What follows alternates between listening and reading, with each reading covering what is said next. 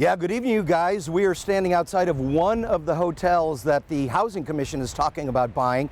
3 hotels are on the docket right now, and they've actually applied for the money through the state of California, or will be soon.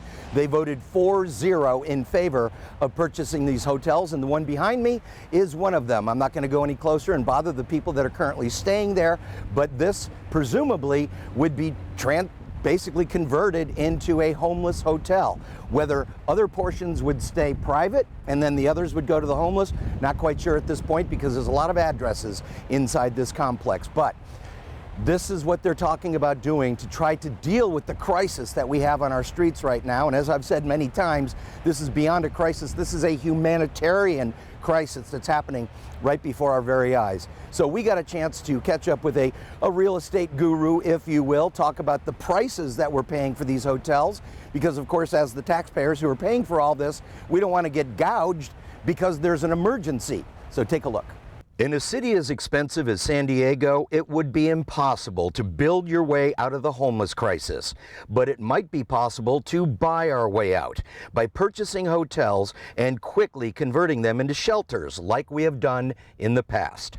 Yes, it is a great long-term plan to have the homeless living in kitchenette hotels or extended stay hotel facilities. That's a great idea. With thousands of souls currently living and dying on the streets of San Diego, local politicians are under fire to do something, and to do it yesterday.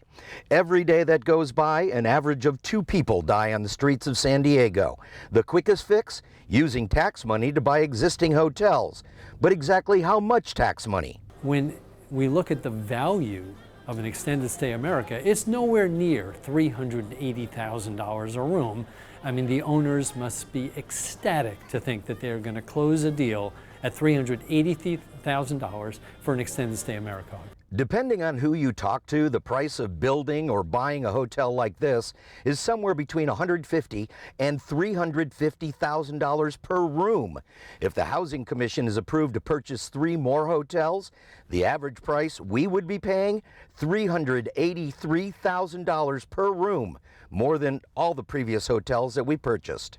If I were an owner of a hotel that the city wanted and I was able to get $380,000 a room for an extended stay America, I would be very, very excited. So are they treating the owners fairly? Yes, more than fairly. Are they treating the taxpayers correctly? I don't think so. All of the places in question are extended stay hotels, meaning they have kitchens and you can be self-sufficient, essentially live there.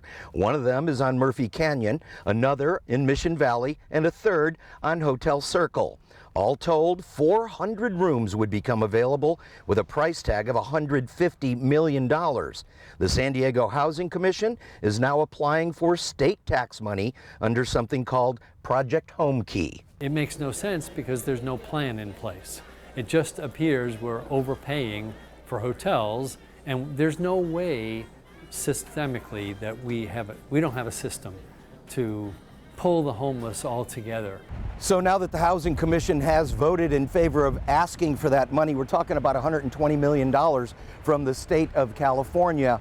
Well, it's going to be a while. As you know, in government, nothing moves fast. And in fact, they say the earliest they could actually take possession of these hotels they're talking about would be in 18 months. That is a year and a half. That means a year and a half of more people going out into the street. That means a year and a half of hundreds of people dying on our streets until that day happens. We're in Mission Valley. We'll throw it back to you guys.